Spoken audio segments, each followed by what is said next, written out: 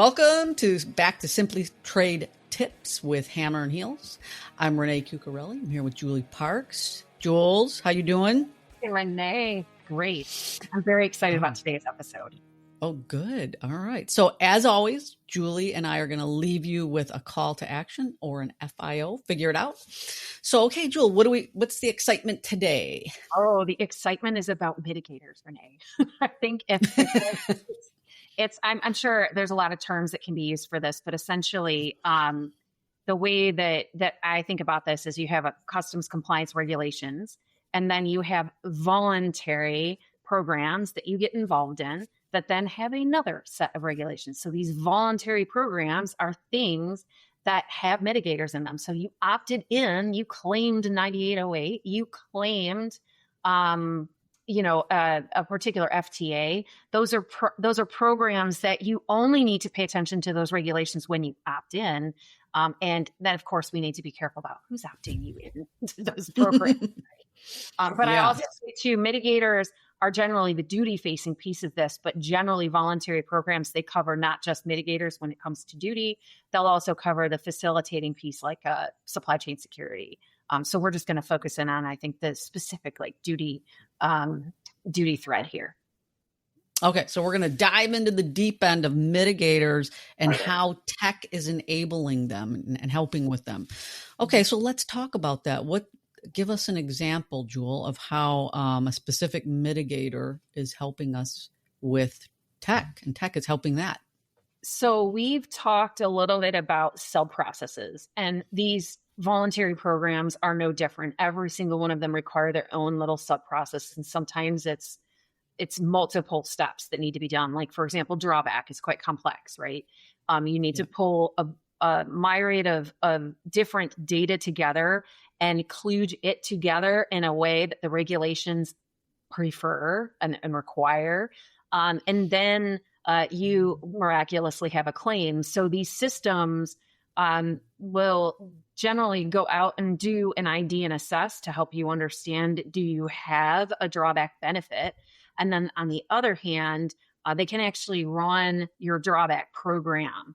And by the way, I will also say that all these tools that we're talking about are agnostic to who you are. So whether you're a broker or an importer or an exporter, you can use these tools, right? So don't think that if you're hiring somebody to do drawback, they're not using technology. It's just a matter of, do you want the labor and the tech to go together or not?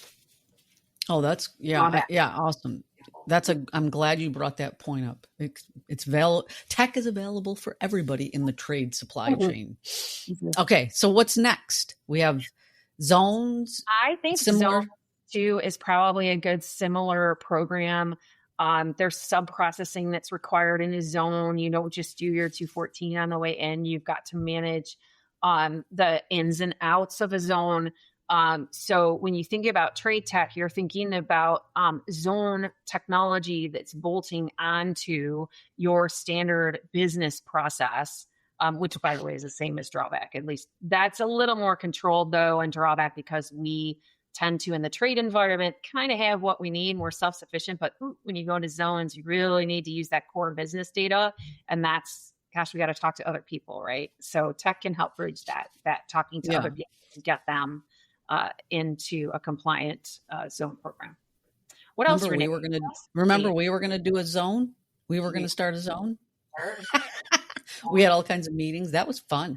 Okay, next, I'm going to get sidetracked on a story, a zone story. No, next we have Chapter 98 provisions, which, as hopefully a lot of us know, is a special chapter with special provisions for products. And it's more based on it's not what the product is made of technically. It's where is the product from? Was it re-exported? Is it repaired? Is it, so anyway, is it a return? So Chapter 98 allows to eliminate duty on those certain cases, and technology can help us, like Julie said, with these sub-processes, calculating and figuring out, hey, is my product available for this? Like, for example, TIB, and Julie and I did one of these ones, very complicated analysis. So when you get into this complication, tech can help us with these types of analysis. Right. And that's an excellent point, because even with temporary imports, doesn't it run the same as drawbacks and zones, where you're taking your inputs and you're managing it against your outputs and you're trying to like match the two together? Again, the matching is different depending on what type you're using, but the tech can help you. And I think to the earlier point is connected to the core operating systems, so that the right hand and the left hand are operating in unison, as opposed to being separate. Oh, I thought that was export. No, it wasn't, you know. Yeah, good point. A lot of this is import export related. And we always had that problem. No, I didn't know that was under a TIB. If we have technology, everybody's on the same page, like Julie just said. And a couple other ones that it can help with: free trade agreements. Obviously, Julie mentioned this earlier. It can run your qualifications. If you, and Julie said this in episode 1, if you feed it the correct data, good data in, good data out, bad data in, bad data out. So if we're feeding it the data, this technology can help us do these qualifications. And I mean, probably in 1/8 of the time that, we do it manually. I don't know if you have something to add to that, Jules, for the free trade agreements. I just think that the way that we should be thinking about these programs is, sometimes as trade professionals, you get like, oh, I don't want to do a zone, right? That's a lot of overhead and maintenance and whatnot. And I think the technology allows you to say, yes, but here's the things that I need. Right. So I think it helps the discussion. It's because it's not just you need labor, you need 18 heads, right? You're going to use the tech. You're going to take the either duty avoidance or recovery numbers, and you're going to say, yep, you're not going to save this much, but you'll save this much because I need some dollars to kind of run the program around that. So I think the tech also enables not just free trade agreements, but all the things that we were talking about, a good business case. Viable, oh, yeah. Right? Yeah, for sure. Another possible option is for sale, which is when there's 3 parties to a sale.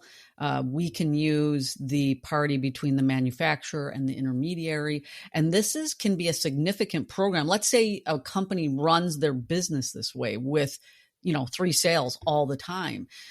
You can use that first sale and your entered values decrease, thereby saving duty, which is a mitigator, right? So there's technology to help you run a full first sale program. Go ahead, Jewel. And I also think too that, like, not to gloss over HS, I know we covered that in a previous product episode, but sometimes a mitigator is, did I get the number right? So leveraging technology to kind of get at, is my underlying tariff number correct, so that I can take advantage of some of these other programs, is also very important. Especially today with all the duty application. I mean, if your HTS is incorrect, you're in a creek without a paddle. I was trying to think of a good analogy. Right. I do think it's important for folks to kind of understand that don't just say no to the mitigators, right? Your company needs them in a lot of cases. Yes. I think you do have to go back to a good business case analysis to make sure that you have everything that you need to run the program compliantly. But I think once you get that done, the tech can be done. It can be done in-house. And I think it also can be done out-house, right? So if you're going to outsource something, you want to make sure that they are leveraging the technology. And I also think we need to ask questions about what is that capability, because some of it might relate to pricing, right? The old pricing models that we might have paid on the outside might not be relevant today because they're leveraging a more streamlined process and haven't really dropped the price. But is there a way where you could make the point, hey, you're using these kinds of capabilities and maybe I should get some of that benefit as well? Yeah, good. That's Julie. I just want to say, I learned so much from you related to technology. I came from, like I said, the red pens, and I'm just like, okay, let's just keep doing it this way. And when I started working for you, I was like, wow, technology is so phenomenal, and your passion for it is great. So I'm so glad we're doing this, because to give your knowledge away about technology and your passion, is awesome. That's why we're doing this, Renee, right? It's all the pitfalls that we hit and all the trainings. I mean, we didn't learn this because it was easy. We learned it because like we were in the hole in some way, shape, or form, trying to claw our way out, right? So, Right. yeah. So, okay, let's talk about our FIO today, or for this one. Okay, so I think folks can kind of check out their ACE data in this case, and or other data repository that you might have that talks about your imports and your exports, and pick one mitigator. Kind of think about, do you have an opportunity there? Like dive into one of them, right? TIVs, do you have imports and exports that go together? Is drawback perhaps a better proposition? And the other thing to kind of know on this is every mitigator wasn't created equally. So when you talk about IEPA tariffs, there's only certain mitigators that are allowed. And you talk about Chapter 98 is allowed if it's Tuesday and it's raining outside. But so there's definite things that you need to go through. There are a lot of consultants out there that produce and provide matrices on what is allowable for what type of duty, especially now that we have so many to pick from. Yeah. So we want folks to use their data, pick a mitigator, analyze. Awesome. All right. Come to our Trade Geeks community, please, and let us know if you're doing the FIO, and we look forward to you next time. Thank you, Julie. Oh, thanks, See you Renee. soon.